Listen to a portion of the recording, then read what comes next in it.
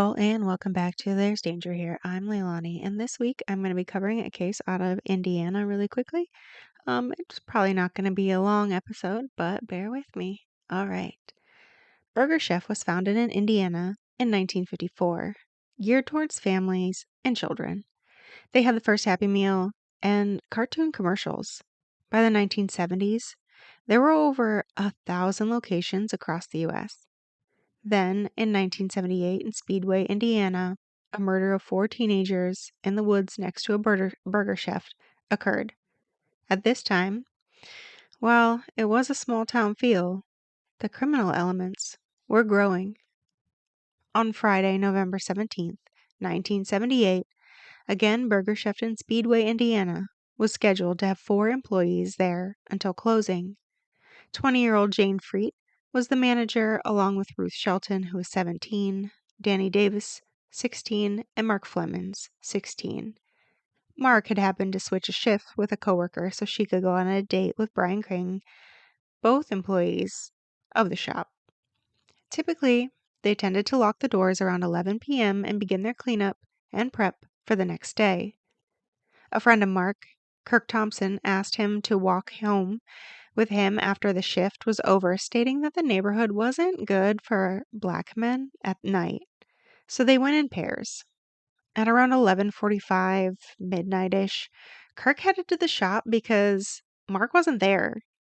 Near the same time, the couple who was out on the date noted that the lights were still on, but Jane's car was already gone from the shop. Kirk said that he went into the shop and stuck his head in and called out for Jane and Mark. But nobody answered, and something just inexplicable told him, "Don't go in." So he didn't. Meanwhile, the man on the date dropped his date off and went back to the shop, stating he routinely would go back and help everyone close up. When he arrived, the back door was open, so he entered and noted there was nobody there. In the office, the safe was wide open, prompting him to call the police. Turns out, $581 was stolen from the safe that night. Jim Kramer, the lead detective, said families were notified and nobody knew where the teens were. Immediately, and for some inexplicable reason, it was labeled as a kidnapping. Kirk said that his sister found out. She told Kirk, who returned to the burger shift and reported everything he saw that evening to the police. Since it was a kidnapping, police allowed burger shop employees to come in the morning and clean up and open the shop for the day, meaning the day crew went in, swept, mopped, and cleaned all of the surfaces of the tables and everything. That removed any fingerprints or latent evidence that would have remained. Later, retired police officer Buddy Elwinger would say, quote, "We screwed up from the beginning," end quote, realizing later in the day that they hadn't even bothered to take crime scene photos before allowing the store to be returned to a normal operational level. Meanwhile, Jane's car was found abandoned less than 2 blocks from the police station by a park at around 4:30 in the morning. The driver's side was locked, but the passenger's was not. It turns out that's typically how Jane rode. She always locked her driver's side. Crime scene specialists completed a search of the car and found nothing of evidentiary value. 36 hours later, Fred Heeger and his wife were walking down Road 37. This is approximately 20 miles away from the burger shaft when, unfortunately, they found all 4 teenagers. Danny David and Ruth Shelton were lying face down next to each other, almost side by side, and a short distance away was Jane and Mark. Upon autopsy review, 2 of them were shot, 1 was beaten, and 1 was stabbed, indicating to the police that multiple people were likely involved.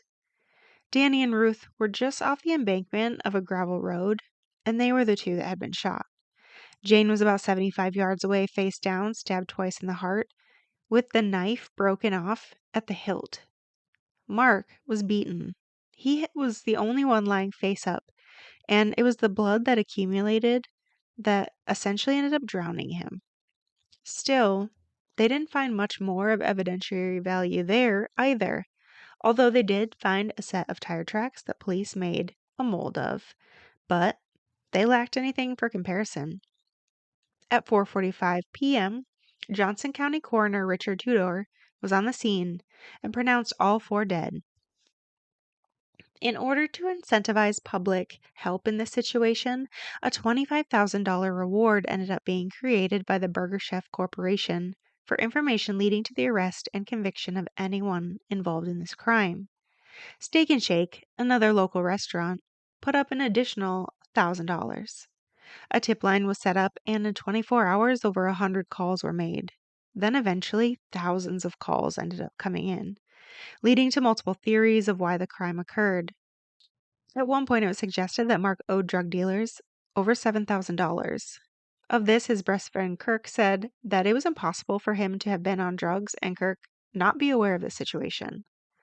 A man with a beard was identified as a suspicious character in the area at the time by multiple people. They saw him in his car, in the area. One said the windows were fogged up at an odd time. A composite sketch was created from all this information that was given, and informants called in by the hundreds as well, to the point where an anonymous system was created where a 6-digit PIN was created and given after the report. They would get the 6-digit PIN, that way they could claim the reward if their information ended up coming to anything, while allowing anonymity in the moment. Letters started amassing as well, including those who had psychic visions of what had occurred, of course. Eventually, however, all leads dry up, and the tip line was shut off on December 5th. After a year passed without anyone being formally charged, on October 2nd, the Metropolitan Board of Police Commissioners met and voted to fire the police chief. Chief Robert L. Copeland was given the opportunity to resign rather than be let go. Still, he refused, and Board President Joseph Eek dismissed him for, quote, lack of leadership, end quote. For 7 years, until Alan Pruitt and James Freet got into a fight at a jail, the case was cold. Then Alan says he decided he had something to tell the police, saying that he and a friend had been drinking that night, heading to the Burger Chef, but thinking it was closed, so they went across the street to the Dunkin' Donuts. From his viewpoint there, he saw an orange van with Tim Willoughby and Jeff Reed in it. He saw Jeff drag out Mark and throw him in a van, and then Tim and Jane arguing outside. The next day, Alan sees Tim and Jeff with Tim's girlfriend, Marianne Higginbotham. Alan asked what the hell happened at the burger shop and what kind of beef could he happen to have with Jane. So the men asked, hey, you want to go for a ride and drink and smoke some joints? And Alan was okay with that. He got in, noting a nickel-plated .38 revolver in there. Marianne looked as though she had been crying and told Alan she thought they were going to kill her.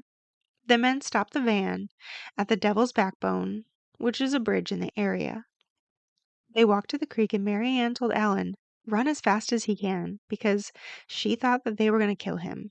Alan turned and booked it, hearing a shot. Believing they were in fact trying to kill him, he did not turn around. He simply kept going. 7 months later, a teenage boy at the creek in Morrisville, Indiana, found a sealed barrel. He opened it out of curiosity and pulled out a skull.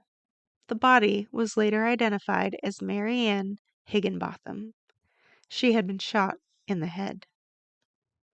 The next time Alan met Jeff, Jeff pointed a gun at him and threatened him that he and his family were threatened multiple times, which is why he didn't come to police for a long time.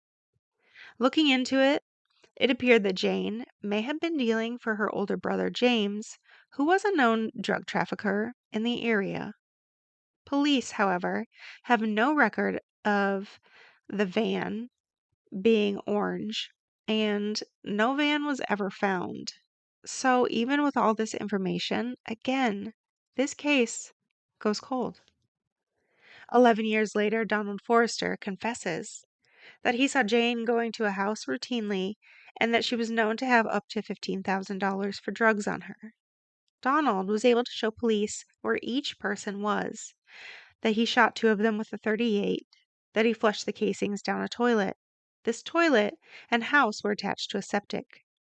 The police went to the residence and happened to recover shell casings. But upon further inspection, they were .22s. Donald also said that he tied them up, but again, there was a lack of evidence to back up that claim, making his confession slowly disintegrate. Turns out, he was doing it to get a reduced sentence for solving the Burger Chef murders. And with that, the case went cold again. And that is unfortunately where it remains to this day. Now, to all those out there listening, remember, to all those out there listening, be careful. It's a dangerous world we live in.